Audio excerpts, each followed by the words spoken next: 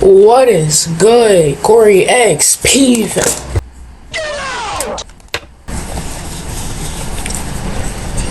XP fam, it's your boy Corey XP, and I'm back in another video, and we're about to react into the unlikely rise of Peterbot. Alright, but let me hit y'all with this Bible verse. Proverbs 24 verse 25. But those who rebuke the wicked will have delight, in a good blessing will come upon them.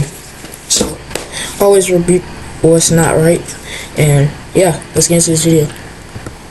This is Peterbot, and at just 16 years old, he is the best Fortnite player in the entire world. This young prodigy is talented, Twix is better. I ain't gonna count. Cocky, I'm the best, oh my god! And just plain toxic.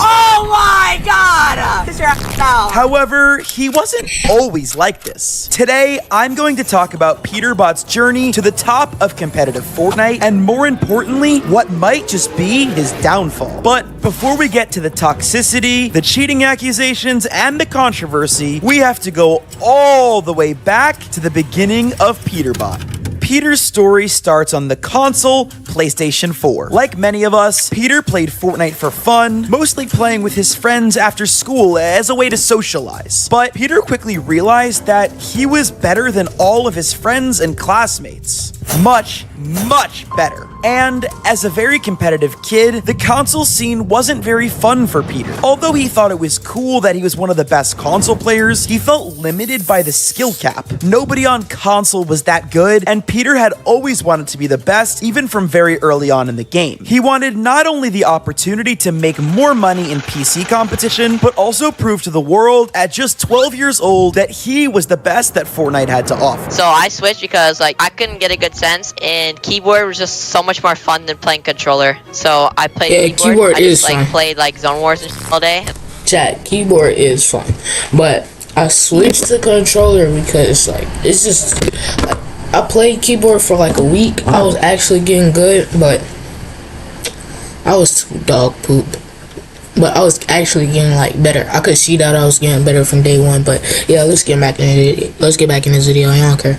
And I got really good. But things didn't start off so smoothly. Here's the thing. Transitioning from controller to keyboard and mouse can be very challenging. It's like learning a whole new language for your hands. Luckily, Peter had played some keyboard and mouse while on console, but he was mostly a controller player. That being said, Peter believed that being on keyboard and mouse gave him the best chance to reach his full potential. So, fueled by a passion for wanting to be the best and to prove the haters wrong, Peter adapted quickly. And that's when things got interesting. After months of hard work and dedication, Peterbot's decision to move to PC finally paid off. In September of 2022, at just 13 years old, Peter made his very first earnings in a Contender Cup. And just a couple months later, Peter would earn another $1,200 doing the Frosty Frenzy competition. This was all great, but Peter wasn't happy with just that. So in June of 2021, at just 14 years old, Peterbot decided to enter the Fortnite All-Stars solo tournament. And his performance, you might ask? Well, it was nothing short of amazing. He outplayed seasoned veterans, showcasing near-perfect aim and lightning-fast build techniques, and some people even thought the kid was cheating, but we're gonna get to that later. You see, this wasn't just a good showing for Peter, this was a breakout moment. The young prodigy finally showed the world that he was on his way to becoming one of the greatest Fortnite players in the world. Finishing 8th place, Peter earned $18,000, which is such a crazy amount of money for just a 14-year-old to win. And the wins just kept rolling in, and so did the prize money. Peterbot, still barely a teenager, was making tens of thousands of dollars. And perhaps more importantly, however, this All-Stars performance put Peter on the map, and suddenly the world's best pro players wanted to team up with him in tournaments. As good as Peter was in solos, he even more so thrived off of team game modes. He wasn't the lone wolf type. He understood the power of working as a group to compete and get better. And at this point in his career, he started teaming up with talented players who complemented his skill set. Right after All-Stars, I played with the same people for I played my same partners last season, but we didn't do good, and then P-God hit me up, and like that's when I started placing. That's right, Peter was now playing with P-God. For those of you that don't know, P-God was not only one of Fortnite's best competitive players at the time, he was also very, very popular, having hundreds of thousands, if not millions of followers and views on social media. Playing with P-God undeniably helped elevate his fame. Before they played together, Peterbot only had 4,000 followers on his Twitter account, and by the time they split ways, his following was just under 40,000. P-God impacted my career so much. Like, he helped me. Like, he helped my career so much. Like, I had 4,000 followers when I started playing with him. I have like almost 40K on Twitter now, and like I appreciate it a lot. Along with their new cracked controller player trio TK, they were ready to prove everyone wrong. You see, Peterbot was no stranger to being the underdog. Peter was a nobody in the Fortnite community just 6 months ago, and now he was playing with some of the world's best players on the biggest stages. Leading up to FNCS just weeks before the qualifier, this dynamic trio won their first cash cup together and added another $600 to Peter's earning list. Let's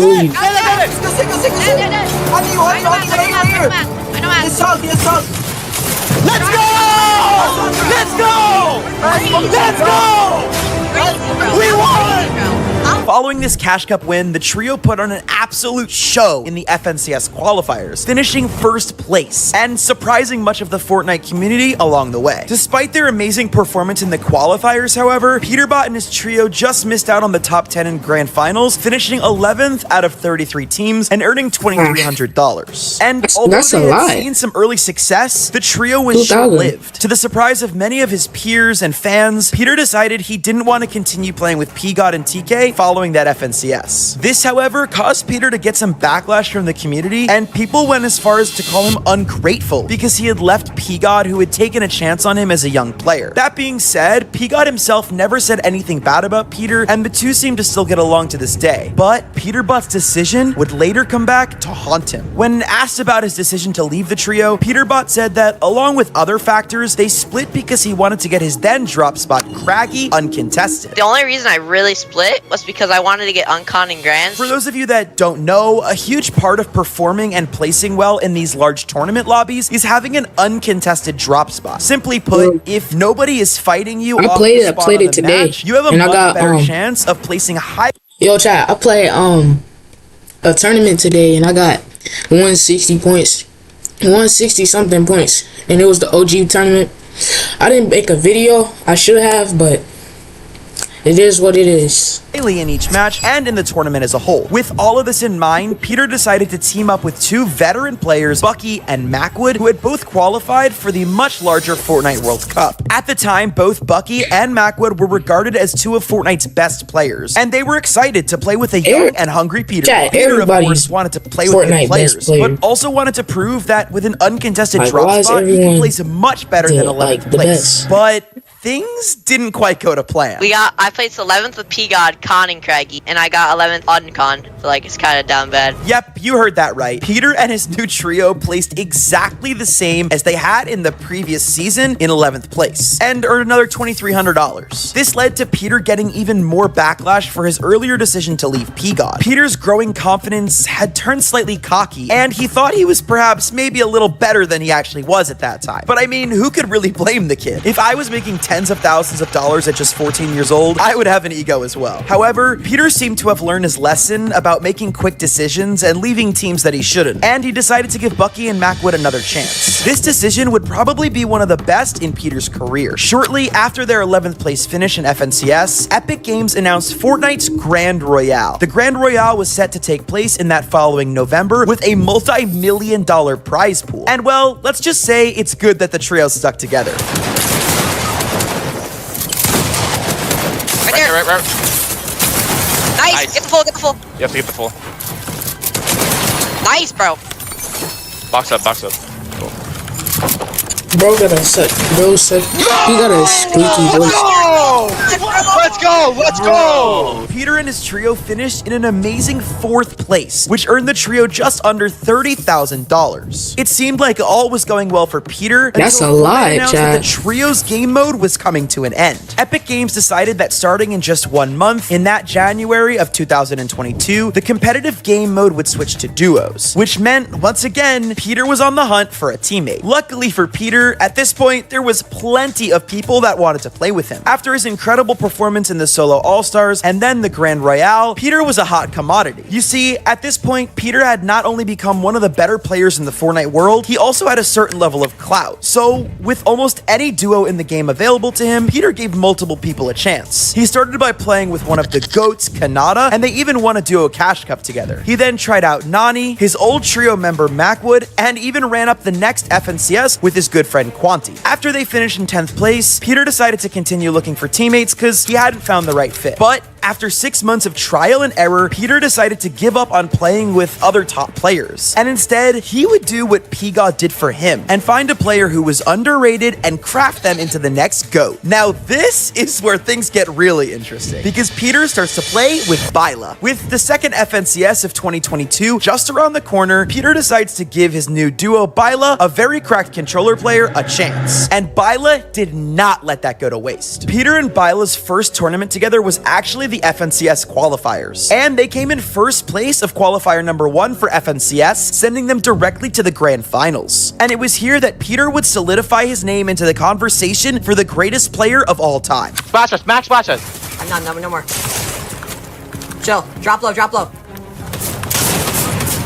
Let's go! We're so good, bro! Finally, Peter had done it. From an awkward console kid to an FNCS champion in less than 2 years. Peter had done what he wanted and proved the haters wrong, right?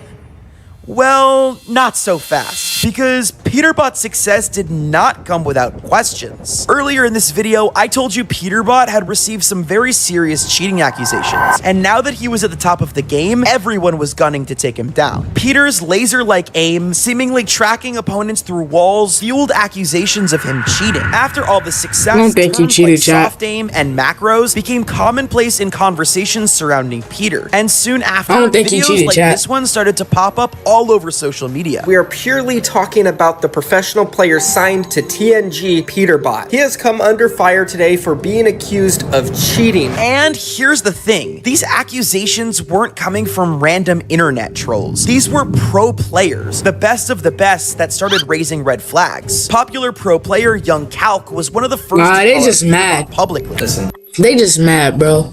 They're just mad. I ain't gonna cap, they just mad. Cause like, yeah, they just mad cause they didn't win, but he won, so. Every single pro, almost every single pro, thinks that he's cheating. Peterbot. Everyone thinks that Peterbot's cheating. And I don't know if he's cheating or not, but the fact that almost every pro thinks he's cheating, and the fact that he has the best aim I've seen in my entire life, not even an over-exaggeration. He's never Kovacs in his life. He came Bro do not got the best aim. Unknown Army do. But he don't play, like, he don't be streaming no more, so yeah. from console, however, on Go recently, and he's never played PC games before that, and he's the best natural aim I have seen. And to add on to all of this, there's the streaming thing. See, compared to many other top players, Peterbot wasn't a regular streamer. Interviews from 2021 reveal a lack of motivation to stream despite acknowledging its financial potential. I don't stream enough, I feel like. So, like, I don't really have, like, a goal right now because I don't stream enough to have a goal. But, like, I want to be big, you know? Like, I want to be the person to stream to people, but, like, I just don't have the mindset right now. This fueled the fire for many because consistent streaming would allow Peter to make so much more money. So why won't Peter stream? Basically, people came to the conclusion that the only good reason that would make Peterbot not want to live stream is that he was cheating and he was afraid to get caught if all of his gameplay was just out there for people to watch, especially live when anything could go wrong. Whenever the cheating topic arose, Peter seemed incredibly uncomfortable. He wouldn't engage in discussions and even acted awkward when his friends would jokingly mention it.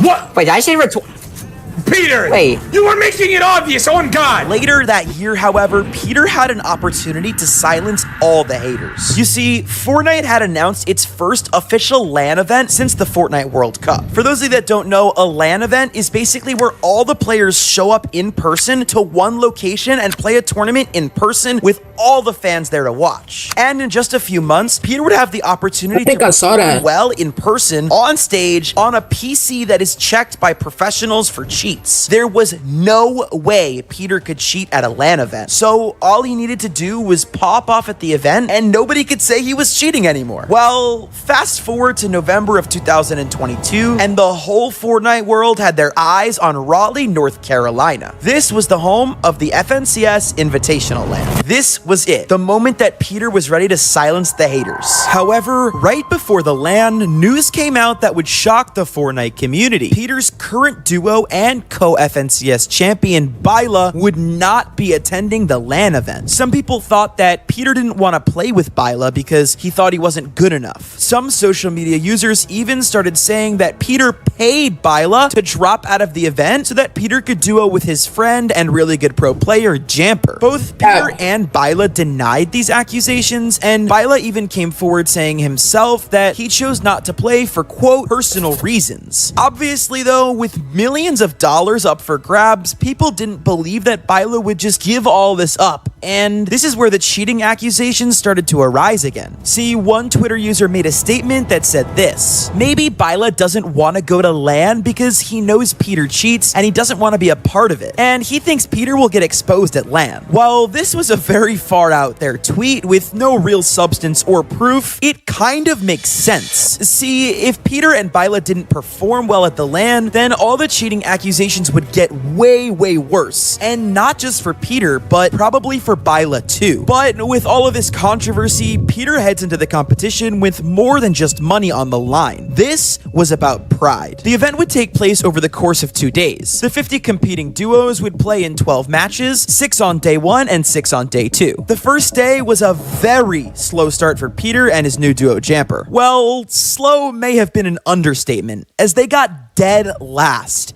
Yeah, dead last. 50th out of 50. Couldn't get any worse. But Peter had just 1 day left. 6 more games to prove to the world that not only was he not cheating, but that he was one of the GOATs of Fortnite. Well, Still watching, hit that subscribe button. It didn't quite go down like that. You are Peter great. ended up finishing 37th place out of 50 teams, winning only $1,000. With all of that being said, there was a ton of factors at play here. Peter was young, nervous, and playing with a brand new duo. So we can't say for sure if his poor LAN performance had anything to do with cheating or lack thereof. As you can imagine, this didn't help the cheating accusations. Most recently, Peter has continued his success by finishing 2nd place in the duo FNCS Grand Finals this past February with his duo partner Poyo. Here, Peter and his duo took home $45,000. With that being said, Peter will continue to receive hate. He will always have doubters, but he can just tell them to check his bank account. Comment down below whether or not you guys think Peter is cheating, and make sure to subscribe.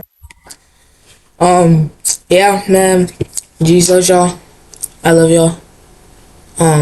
We out. Peace. Why did I say peace? We out. Peace.